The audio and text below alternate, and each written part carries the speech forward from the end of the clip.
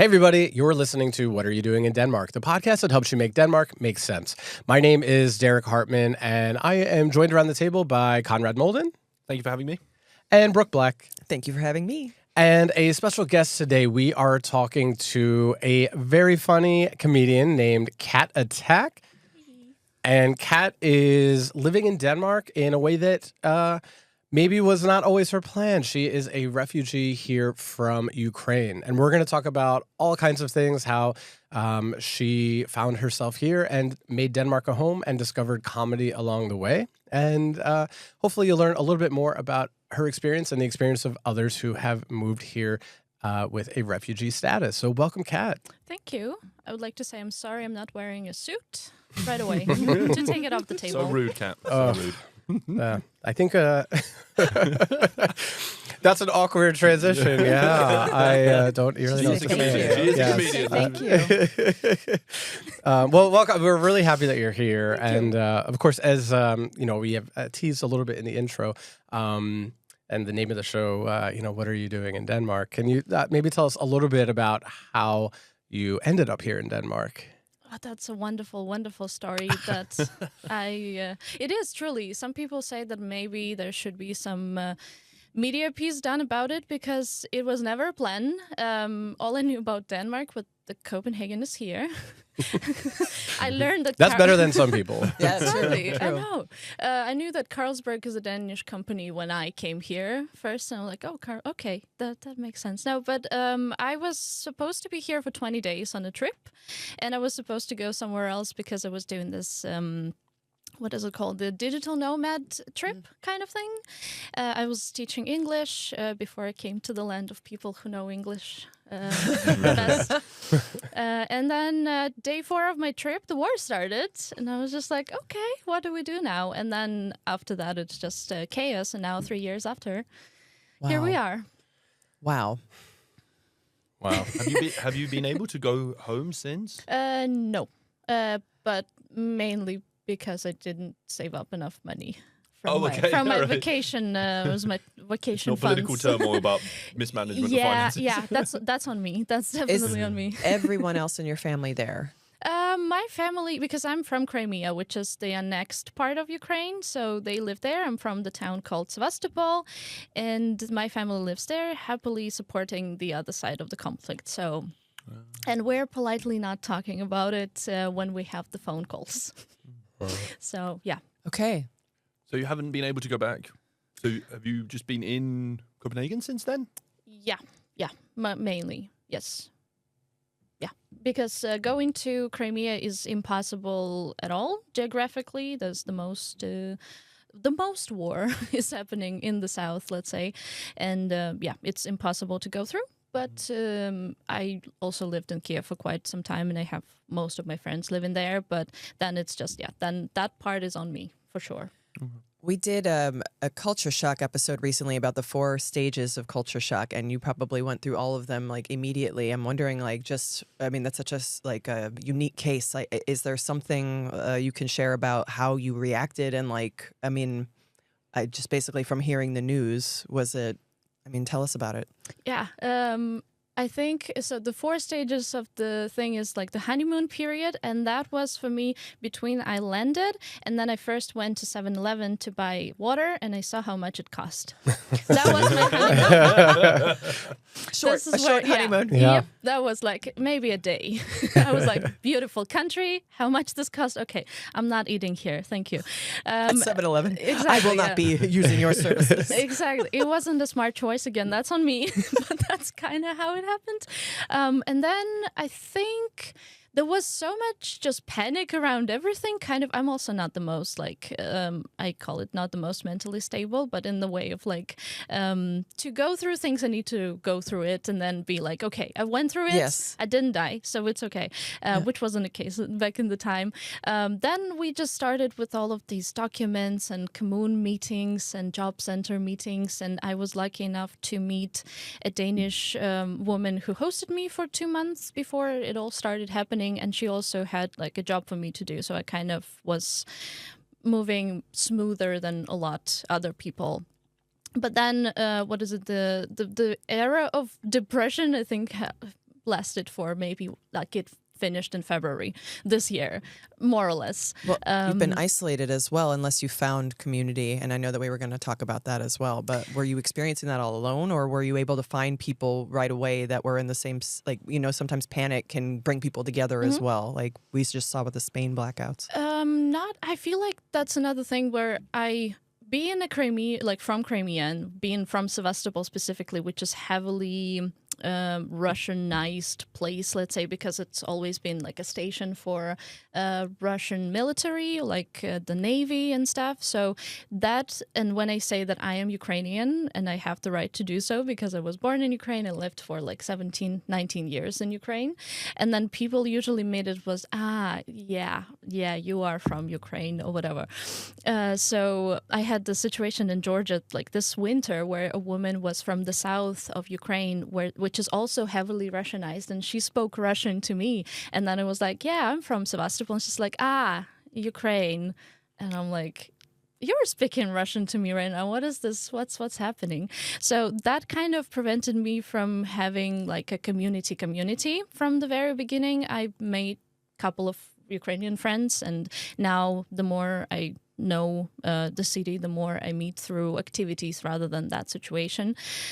So that was another part of like, yeah, I'm kind of like alone in this situation. I go outside, everyone's just having a fun time. It was March, it was sunny, it was amazing. Everyone's just having their life. And I'm like, oh, what's happening? Not sure. So yeah, that was interesting. You mentioned kind of having to go through some of the bureaucratic things when you first arrived, the job center, finding a place and those things. Was there any sort of reprieve? I know you had an interesting case because you were already here, where many people that came from Ukraine in those early days of the conflict were, maybe arriving. You were already here. But was there any sort of reprieve before you had to go into those processes? Like, was there any sort of like, okay, calm down, let's handle your immediate maybe mental health needs or other like trauma that you were going through?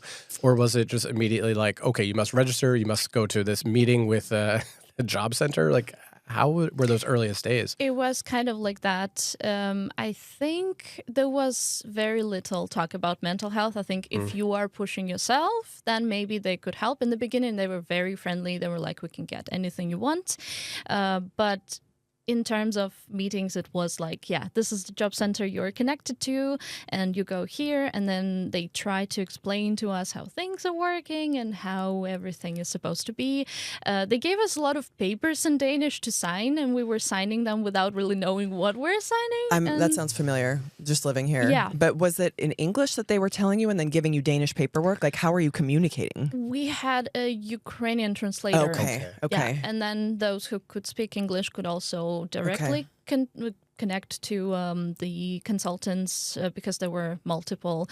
But generally, we were just like, what is happening? Because the first questions they would ask of like, do you have any cars? Do you have houses? Do you have this? To assess because you can't get the what is it called, the content Yelp, unless you're like completely, you have nothing. This is like the last stage. So they check the bank accounts, they check the, like, if you have a car with you, then you sell your car and you use that money first. And then we can help you if you have nothing at all.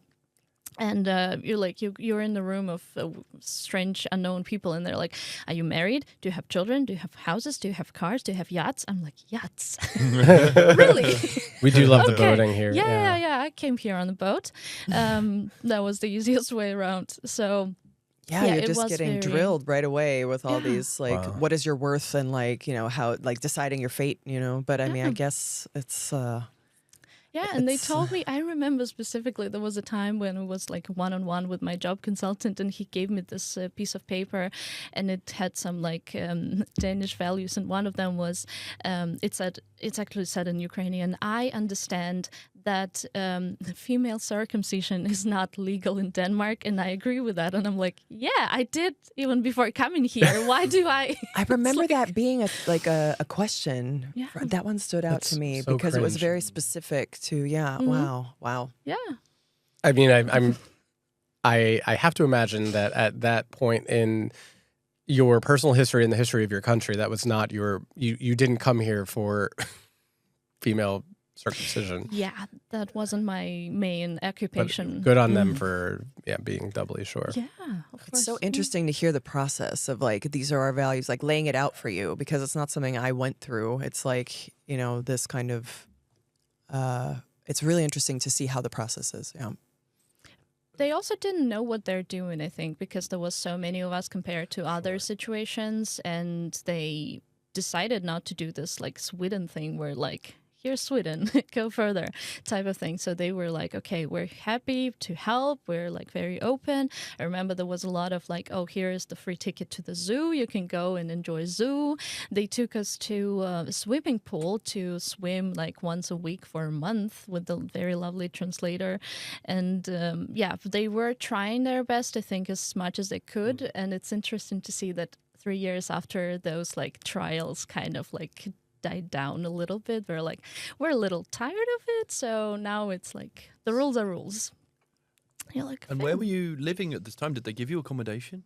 oh yeah, that's my favorite story as well. So first 2 months I lived with this lady I met, which is also an insane story. We met through a platform called Workaway. It's where you get a space to sleep in exchange for some help around the house. So her profile didn't have any photo, and something in me was like, just go with her, and we're still friends 3 years later. So that worked out. I could have been murdered, but again, yeah. So that was my first 2 months in Ama. A very, very good start. And then they provided us with accommodation, which was in Frederiksberg, because I got connected to that commune, and it was amazing telling people, were like, where do you live? Oh, I live in Frederiksberg. But the catch is that we lived, they did this dorm situation out of an old nursery home. Okay. If An you go old on nursing Google, home, like for seniors? yeah, Uh-huh. it doesn't work as a nursing home anymore. But if you go on Google Maps and you really zoom out, you still can find that pin. And there's some comments from people who use the services of that home. And one of the comments in Danish says, "Thank you very much to everyone, to all the staff in this nursing home. My grandma died peacefully." And you're like, was it my room? Because it definitely smelled like someone just died in here. Yeah.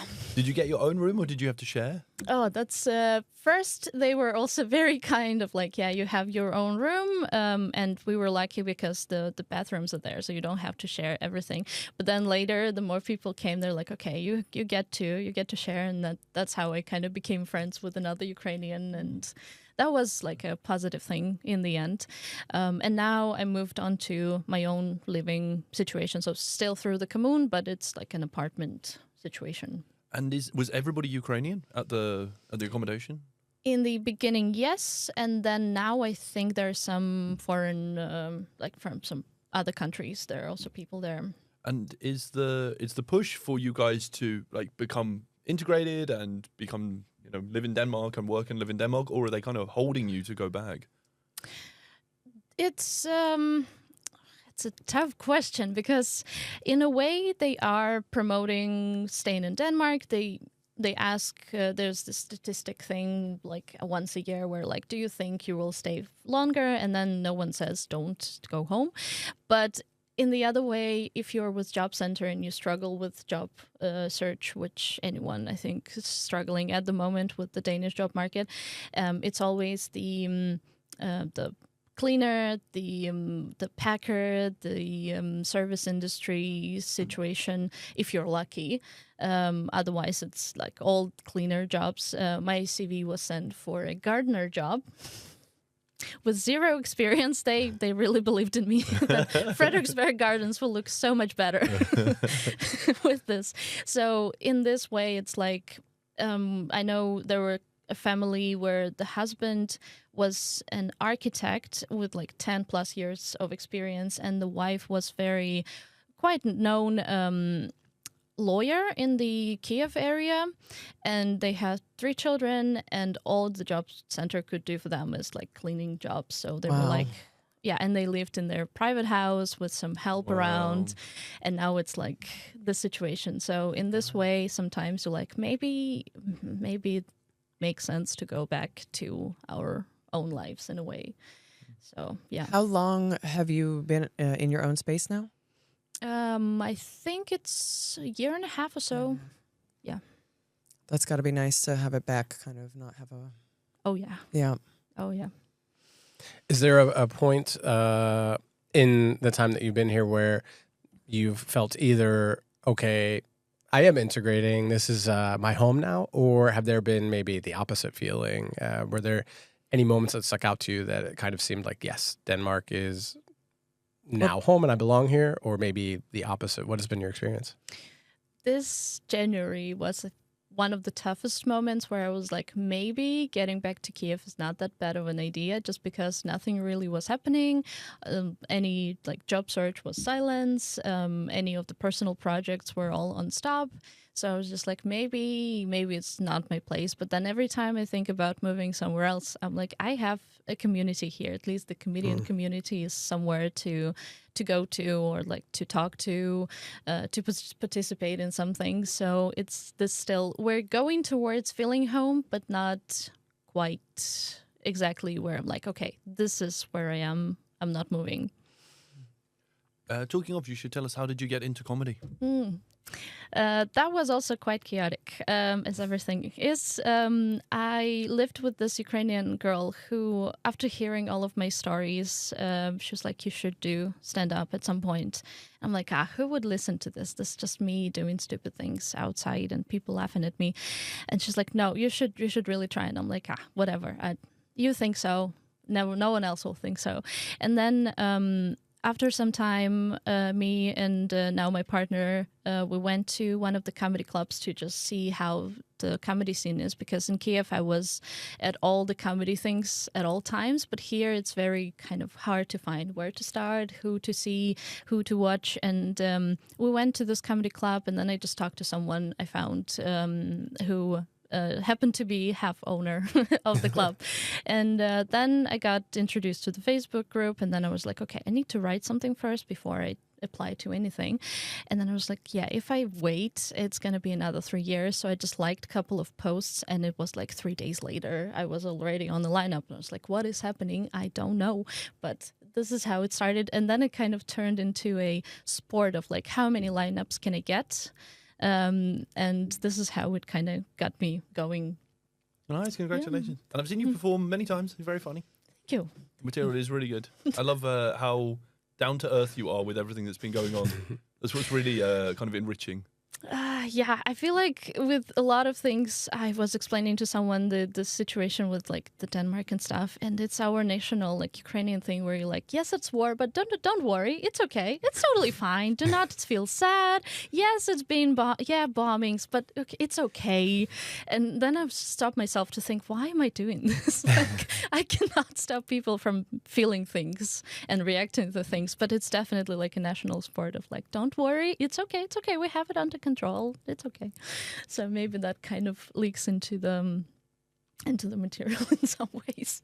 How have audiences reacted? Because obviously, just your existence here maybe brings up certain issues or things like that. Do you feel like you need to address it right at the top of your act, or do you tiptoe around anything? And how do audiences respond?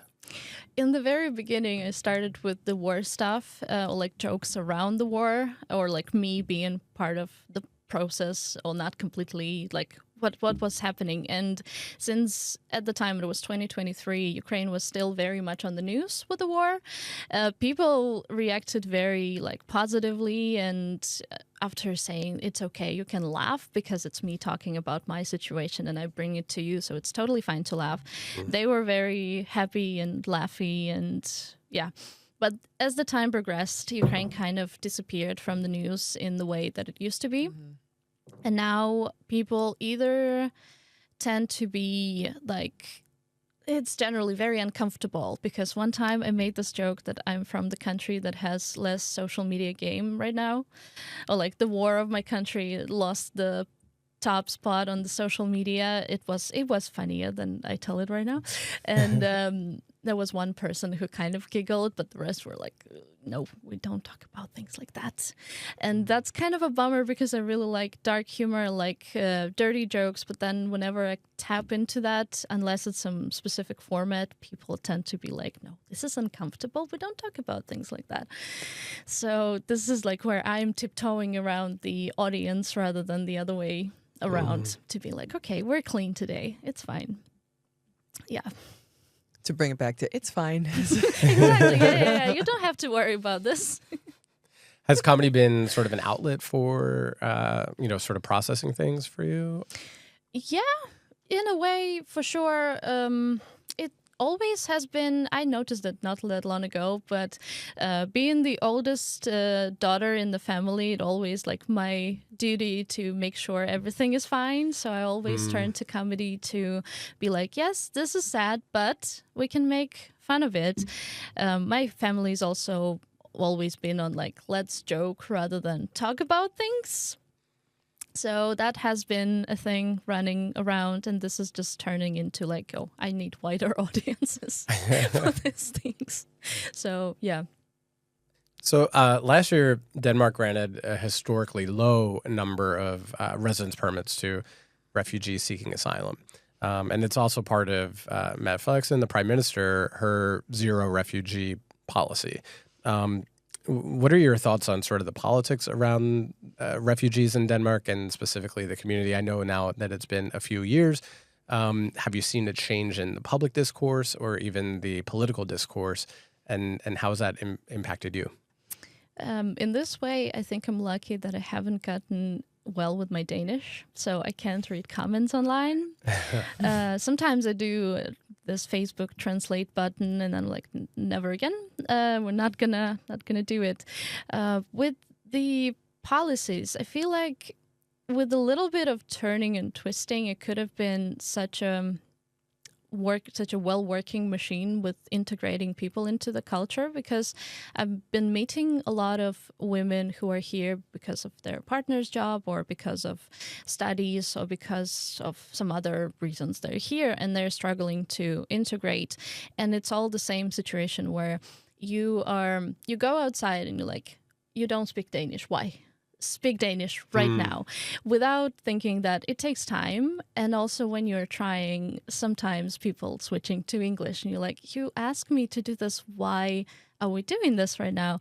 Or when I was working and people hear me, it was service industry, so the Danes would come, and there was one lady who got actively aggressive towards the fact that I can't speak Danish to her. So these things still happen, while there's a huge group of people who are so ready to commit to the jobs and commit to the society and pay taxes and be,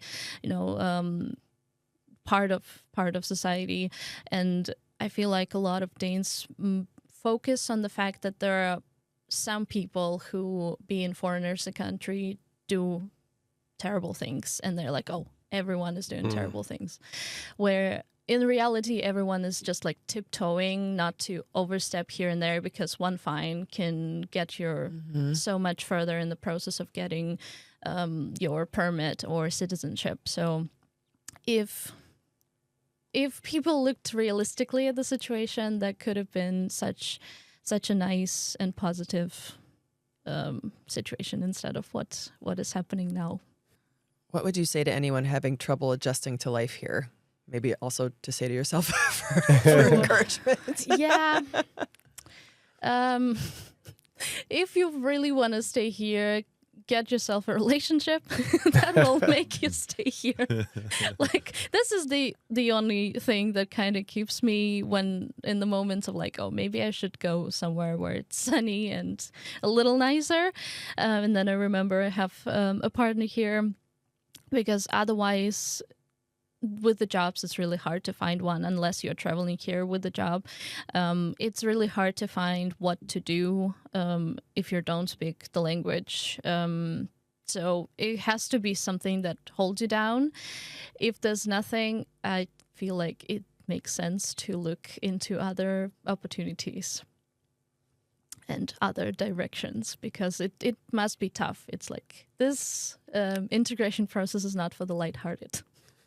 I'm sorry to hear about your experiences with the language, because I feel like of all the people I would be willing to sort of let that slide a little bit, it is a refugee. Yeah. Do you know what I mean? Like if somebody else, I know that we shouldn't prejudice against anybody, but if somebody came and they wanted to live and work in Denmark, I'd be like, okay, maybe we should actively try to learn the Danish language. If someone's like, I can't go home because my country is in a war, I'd be like, it's okay with the English, you can chill.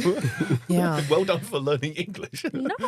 I've started having these questions probably from my first job, which was like a bartending job, and maybe not a lot of people realized the circumstances of me being here, but I was so surprised to have like every second question was like, oh, how are you new here? Oh, you don't speak Danish, why? But didn't you just want to drop the mic on those people and be like, Ukrainian refugee, motherfucker?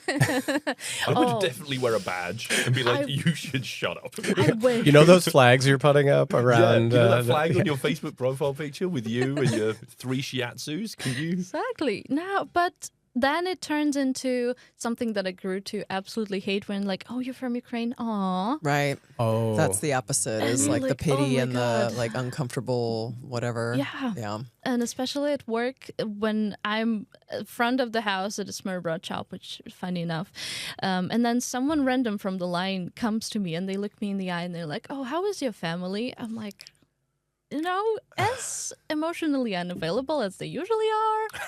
There's nothing changed. Yeah.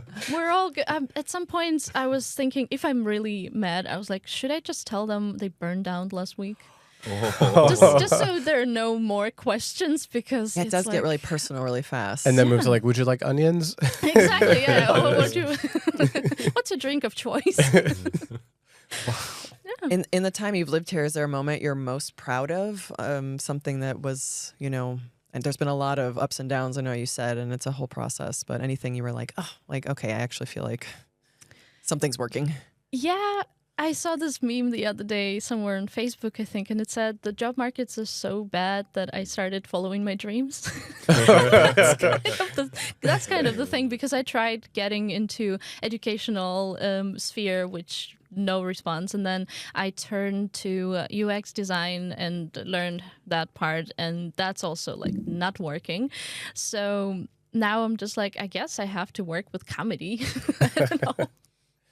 Yeah, so that's probably the most proud. And then there are a couple of projects that followed along, so that would be the most proud moment. What's your dream with the comedy? Oh, I would love to move, because Danish comedy scene, especially the English one, is pretty narrow. With you have stand up, you have improv, you have some theater, maybe in like half with comedy somewhere there. I would really love to work on introducing more genres or more formats where it's like not just these two, but there's so much more that could be done with comedy. Mm-hmm. And that's what I found this year I really want to work on. Very cool. Well, in your comedy, I know a lot of your set, a lot of your stand-up does revolve around some of the mishaps you've had along the way, adjusting to life in Denmark. Are there any that just still, when you think about yourself, just make you laugh that you can share with us? There's two that I'm talking a lot about on stage, where it's connected to the jobs, and I haven't experienced anything like this before, and I lived in third world country that has a war right now, and it's still so shocking that it happens in Denmark. One of them being, there's this restaurant who is run by a family of, I think they're part Americans, and I worked as a barista that was an internship to become a barista, which already is quite funny. And at some point, I understand that with transportation and all the bills, I literally cannot afford to have this internship because I'm running out of all the money. And I talked to them, like, can we maybe do it as a contract? And maybe you think of started to pay me because you seem to be happy with what I do. And the owner sat me down and, of course, ran like this 20-minute talk about how we're family and we should help each other. And I'm like, oh my God. And then he looked at me and he said, you know that paying you out of my pocket right now is like shooting myself in the face. Wow. And that was a direct quotation that I never changed. And usually when I say it on stage, I say, well, it's not as cool, so let's wait until then. Oh my God. I would not, I imagine you wouldn't have been able to hide your expression in the room. Oh, yeah. No. I was tearing. There was waterfalls out of my face as he was telling me that we're a family and we should help each other. And then he looked at me and he's like, yes, shooting myself in the face. I did see him the other day and he still didn't shoot himself in the face. Well, here's hoping. Unfortunately, yes. If anyone wants the job, I can get the contacts. To fight for earning some kind of like living wage, exactly. like, or I had to present my case the other day why a company should pay me for the trial period because they like to do like internships. ugh, do not give them a centimeter. I usually say an inch.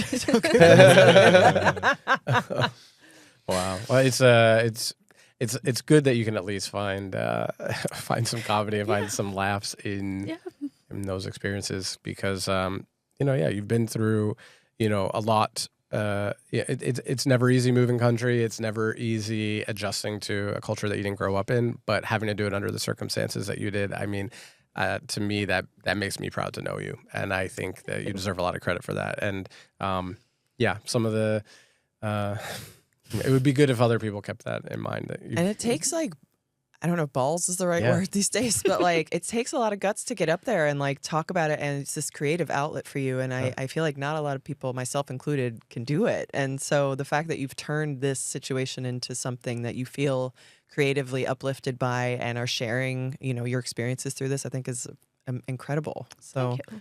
That's what desperation gets you to sometimes.